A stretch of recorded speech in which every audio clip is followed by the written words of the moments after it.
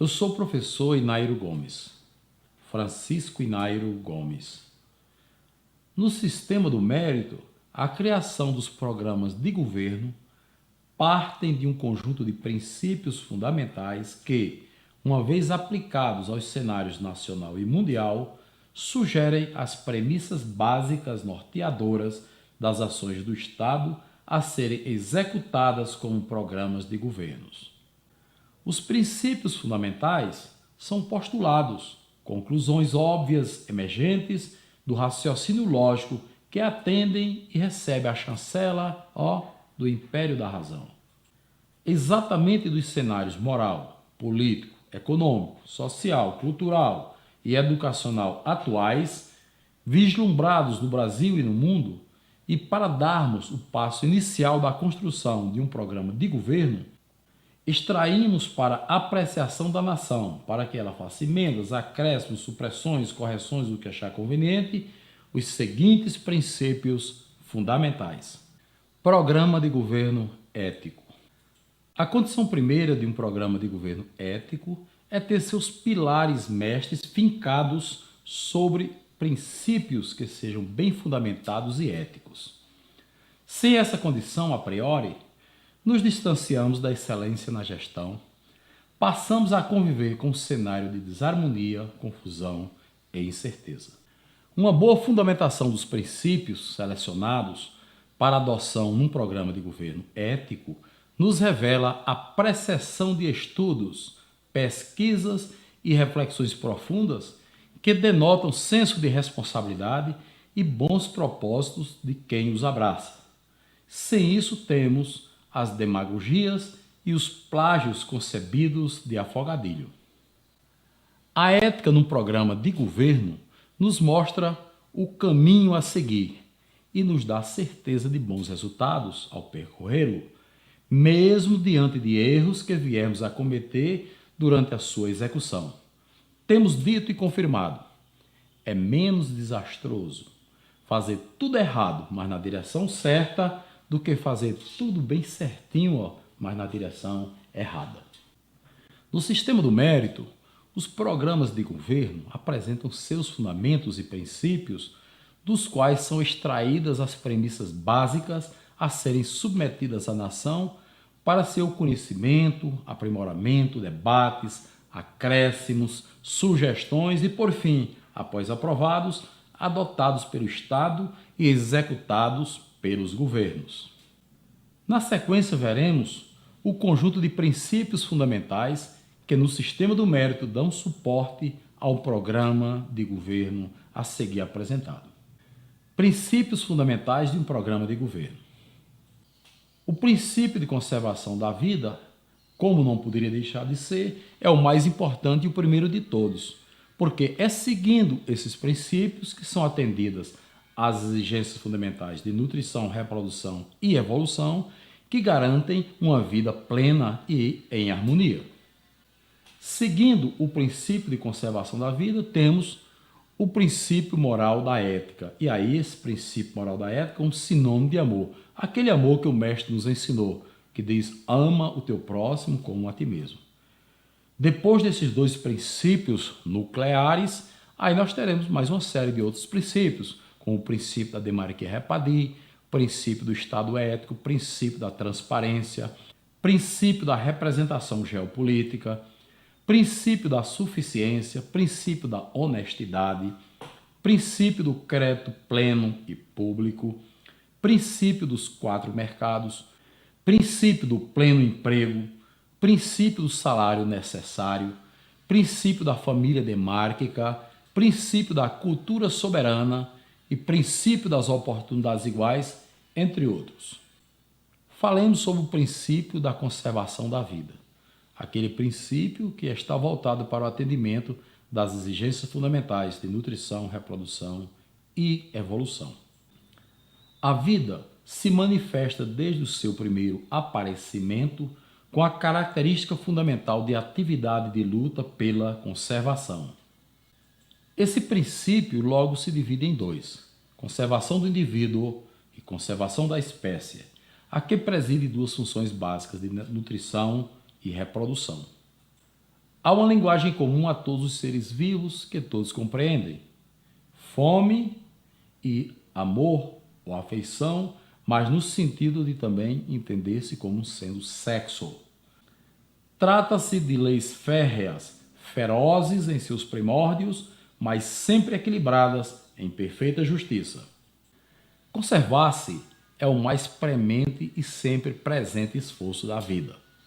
Tesouros de sabedoria são dissipados, todas as astúcias, os meios mais poderosos, todos os sistemas e os mais diferentes estilos são empregados, contanto que se alcance esse objetivo. Dever supremo a que não podeis escapar, mesmo que quisesse ficar ociosos, o instinto de conservação vos defende do suicídio, dando-vos o medo da morte. Compreendeis, porém, que se a conservação é necessidade inviolável, não pode sozinha constituir o fim último, porque é absurdo um ciclo fechado e estacionário de finalidade, uma vida que só tenha como meta a autoconservação. A vida não é fim em si mesma, mas meio para um objetivo mais alto que é evoluir. Evoluir significa progredir na alegria, no bem, significa libertação das formas inferiores de existência, realização progressiva do pensamento de Deus. Meta suprema que vos revela, porque o fenômeno da vida está tão ciosamente protegido por leis sábias. Refleti que nela se quer supremamente vossa e nossa felicidade, e elevai um hino de gratidão ao Criador. Eis o novo instinto universal e insuprimível, a necessidade de progresso e a insaciabilidade do desejo. Esta é a exposição melhor que tivemos sobre o princípio fundamental de conservação da vida, que nos foi apresentado por um dos maiores pensadores dos últimos tempos e que eu tenho a grata satisfação de dizer que sou um grande admirador e que se chama Pietro Ubaldi. Em síntese, o pensamento de Pietro Ubaldi nos revela o princípio da conservação da vida, claramente manifesto nas três exigências fundamentais da vida: nutrição, reprodução e evolução. Exigências fundamentais estas que são regidas por três instintos insuprimíveis: a fome, a afeição e aqui significando também sexo e o progresso. Este quadro nos mostra, em síntese, o que acabamos de falar. Nós temos as exigências fundamentais da vida, que são as necessidades básicas, e as necessidades a serem atendidas, que são de nutrição, reprodução e evolução. E ali embaixo, os balões vermelhos mostrando os três instintos: fome, afeição e progresso, tudo isso em defesa da vida. Exigências fundamentais da vida, estas que são regidas por três instintos insuprimíveis, já mostrados: a fome, a afeição e aqui mais uma vez a afeição, significando sexo, e o progresso. Aqui apresentamos mais uma vez, neste quadro, a nutrição, a evolução e a reprodução como exigência 1, 2 e 3, exigências essas que são exigências fundamentais da vida. São as necessidades básicas protegidas pelos três instintos: as necessidades fisiológicas, protegidas nesse caso pela fome, a autorrealização pelo progresso e as necessidades sociais, afeição, sexo, como instinto número 3. Pois bem, a preservação do indivíduo, a preservação da espécie e a evolução, quando submetidas aos atentados contra a vida, elas imediatamente se manifestam através dos instintos, e os instintos são como feras, e feras que atacam. Temos aí a vida e as exigências fundamentais, que são as necessidades básicas, com seus instintos, né? E lá em cima os atentados contra a vida. Você vê as pessoas, os grupos sociais, as instituições, quando atacam a vida, a fera ataca. Ou seja, os instintos se manifestam e vão contra os atentados contra a vida. Para orientar no atendimento das exigências fundamentais da vida, dando-lhe sustentabilidade e fazendo com que ele se processe de modo harmonioso, ordeiro e pacífico, é que existem a ética e a moral. o princípio moral da ética, ou amor. E esse amor, aquele amor que nos ensinou o mestre, né? Ama o teu próximo como a ti mesmo. O princípio moral da ética, ou princípio moral do amor, nos ensina: todo cidadão tem o dever moral de ser ético para com todos os seus concidadãos e tem o direito de exigir que todos eles sejam éticos para consigo. O princípio moral da ética, ou princípio moral do amor, é a mais famosa regra moral já promulgada e enunciada em todas as culturas, em todos os tempos e lugares. É expresso de muitas formas diferentes, mas a mensagem principal é sempre a mesma. Vejamos alguns exemplos. No confucionismo, não faça aos outros o que não gostaria que fizessem com você. O budismo, busque para os outros a mesma felicidade que deseja para si. Não imponha aos outros as suas dores. No hinduísmo, todos os seus deveres podem ser resumidos da seguinte forma: não faça aos outros o que o prejudicaria se lhe fosse feito.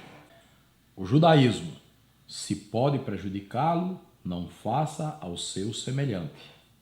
No islamismo, não deixe que seu irmão seja tratado de uma forma que ele não gostaria. Só é crédulo aquele que ama seu irmão como a si mesmo.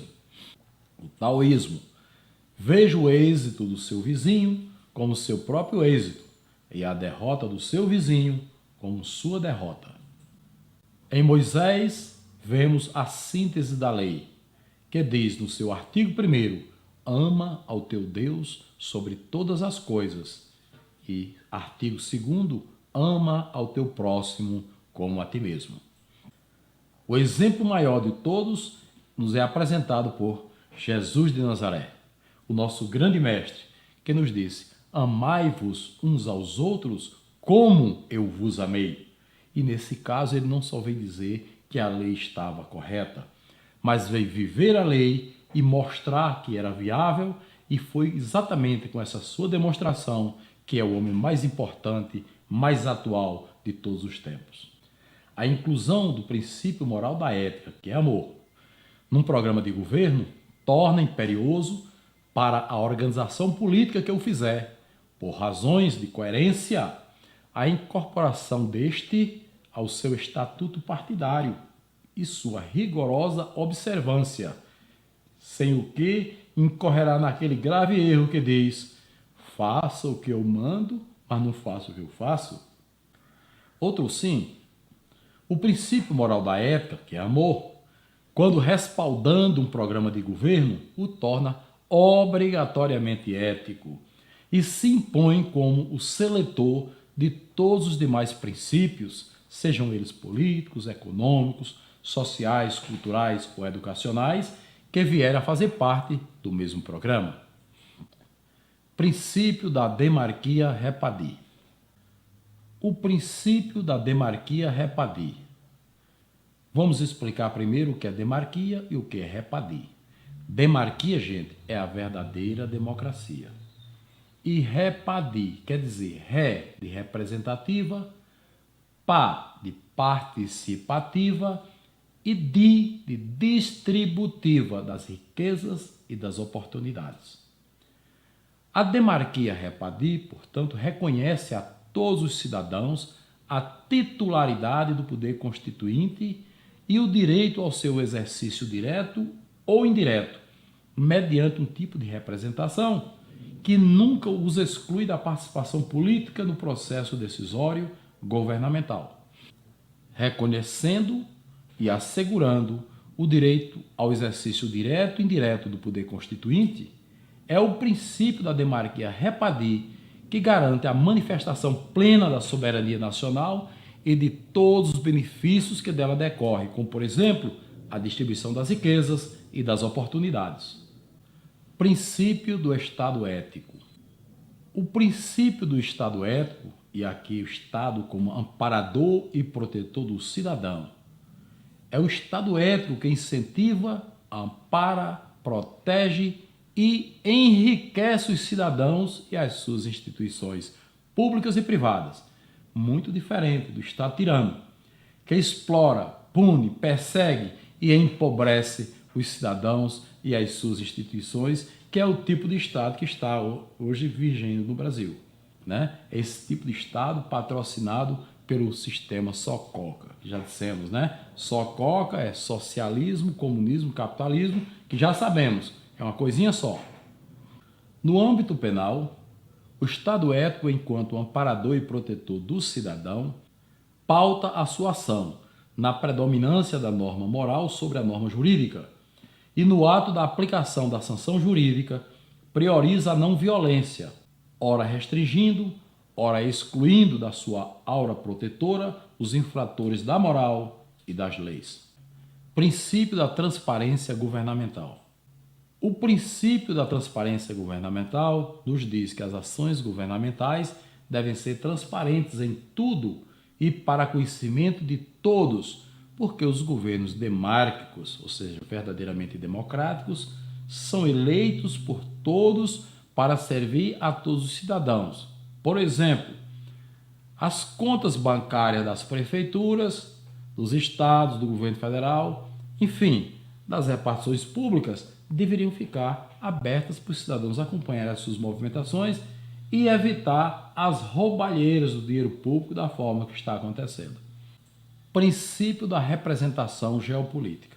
O princípio da representação geopolítica nos ensina que o mandato político representativo outorgado pela população de uma determinada região geográfica é uma representação geopolítica e que a esta se vincula e independe da população que hoje nela mora e que amanhã pode se mudar. Ou seja, hoje no Brasil nós temos representação geopolítica, que é no Senado, e temos a representação populacional, que é a Câmara dos Deputados. No sistema do mérito teremos apenas a representação geopolítica. No caso, o modelo a ser seguido é o modelo adotado pelo Senado Federal, ou seja, que tem a mesma quantidade de representantes por região geopolítica, enquanto a representação populacional na Câmara dos Deputados é o que tem causado os maiores problemas de má distribuição das rendas, das riquezas e das oportunidades do território nacional. Portanto, a Assembleia Constituinte vai partir da premissa de que teremos apenas um sistema unicameral e seguirá o padrão adotado pelo Senado e não a Câmara dos Deputados. Princípio da suficiência.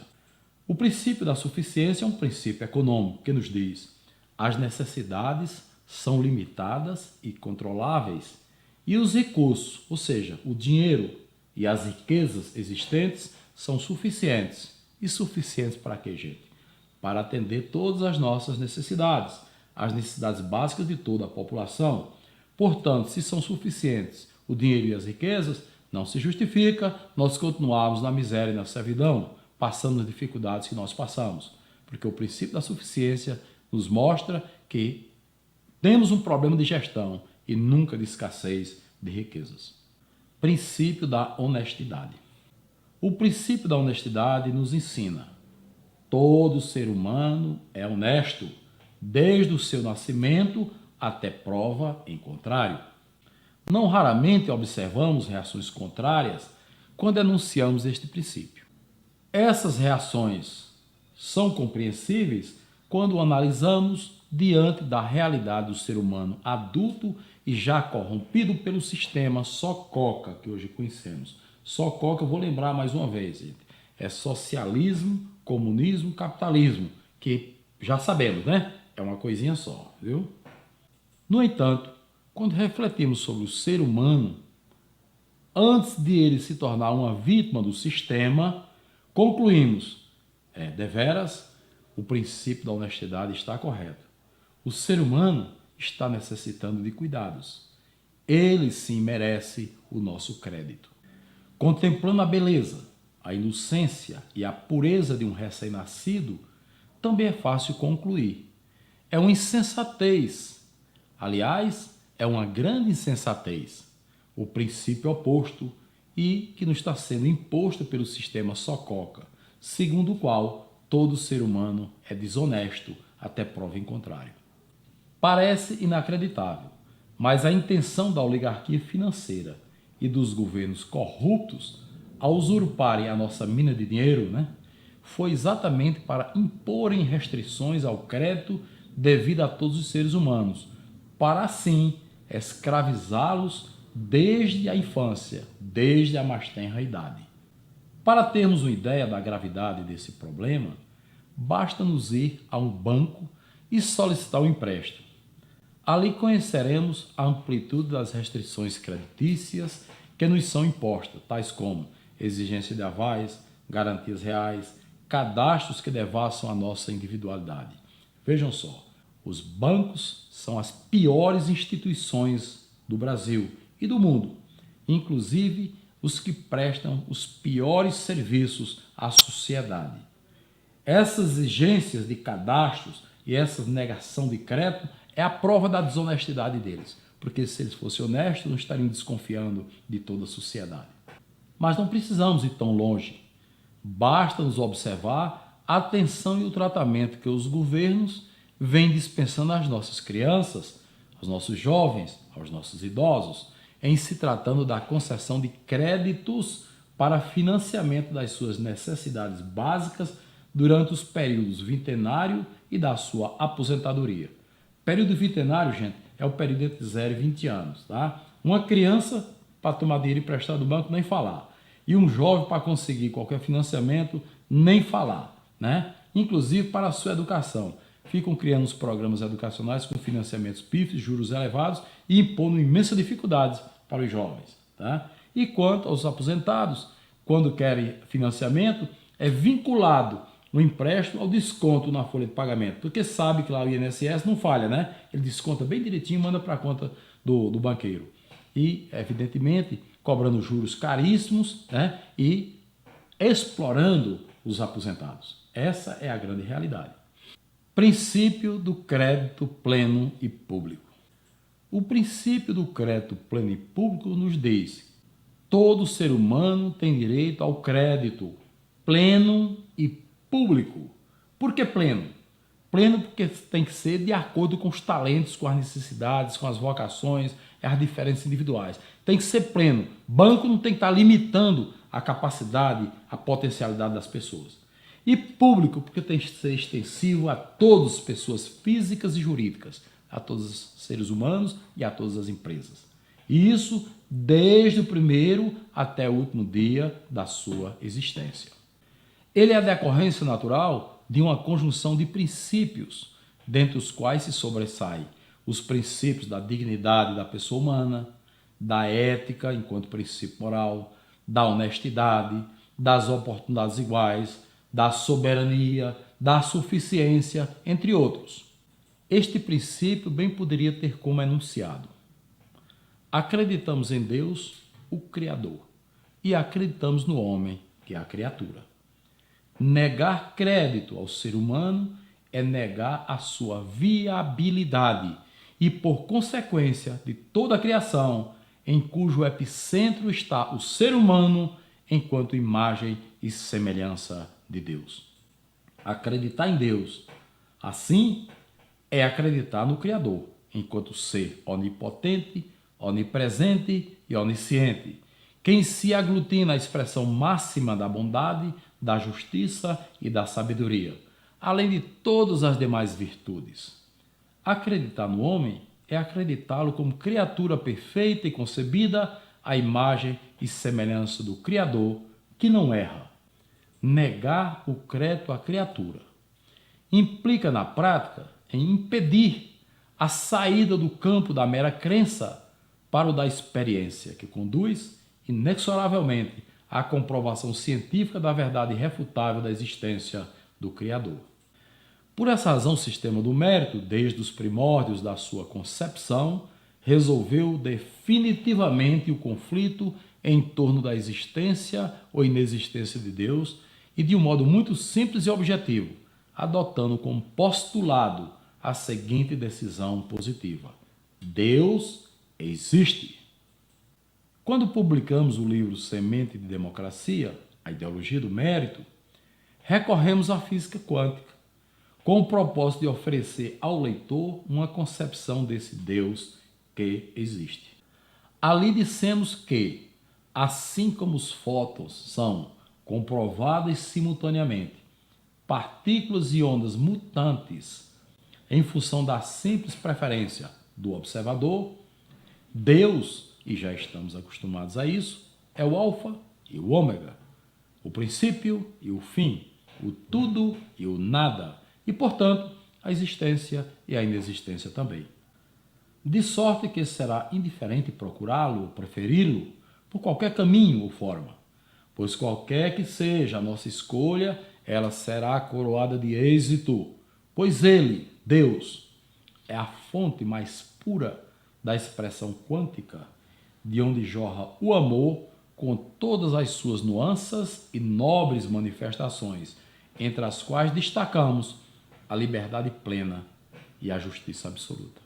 Se Deus não fosse um ser quântico, certamente seríamos estáticos e engessados por um determinismo injustificável.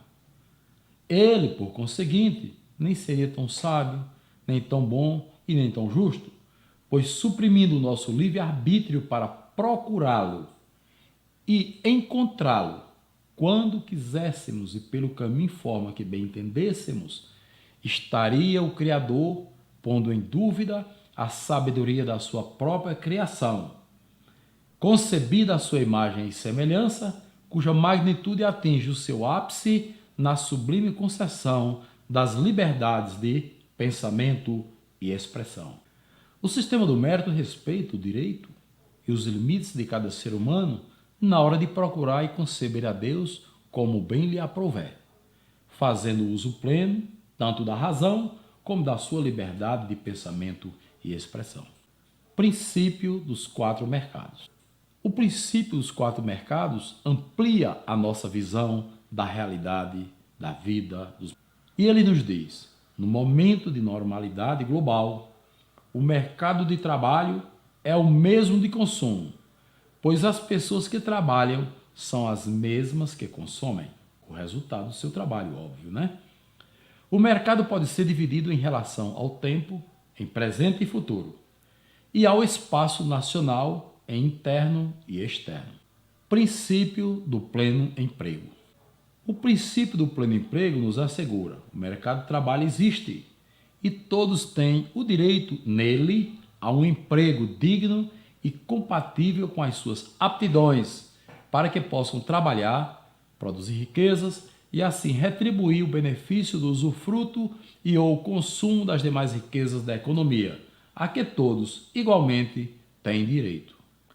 Princípio do salário necessário.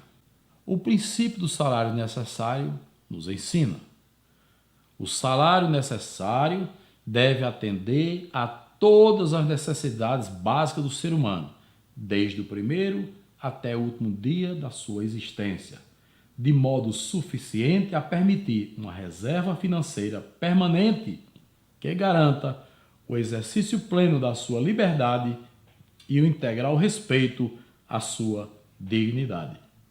Princípio da família demárquica, independente. O princípio da família demárquica nos sugere: todas as famílias têm direito, na exata proporção quantitativa dos seus membros, primeiro, à participação política nas decisões governamentais, e 2, ao crédito pleno e público suficiente para pai, mãe e filhos conviverem economicamente independentes. Princípio da cultura soberana. O princípio da cultura soberana nos diz que todo ser humano tem direito a livre, plenamente e a qualquer tempo, primeiro, manifestar o seu talento, 2, atender às suas necessidades básicas culturais, 3, atender à sua vocação para cumprir a sua missão, 4, ter respeitadas as suas diferenças individuais e 5, dispor de todos os recursos e meios necessários para tanto. Princípio das oportunidades iguais. O princípio das oportunidades iguais nos ensina: todo ser humano tem direito de acesso a todas as oportunidades para, livre e a qualquer tempo, primeiro, obter conhecimento, 2, desenvolver suas potencialidades e talentos, 3, atender às suas necessidades de evolução, 4, atender à sua vocação, 5, realizar a sua missão, 6, ter respeitadas as suas diferenças individuais e 7, dispor de todos os recursos e meios necessários para tanto. Na sequência, apresentaremos sugestões e instruções para os eixos B, C, D e E, contendo princípios, premissas e diretrizes básicas que nortearão os trabalhos de elaboração dos programas de governo e de Estado éticos a serem debatidos, aprimorados e, no final, aprovados e promulgados pela Assembleia Nacional Constituinte, Popular e Ética. Adquira a coleção completa dos vídeos e assista-os na sequência. Apresente-os aos amigos e familiares. Promova encontros, palestras e debates em casa, na escola e no trabalho, no ambiente de lazer, em todos os locais que você se encontrar. Sejamos cidadãos e cidadãs proativos e participativos, conscientes, construindo o presente e o futuro nossos e das nossas gerações. Vamos à festa, gente!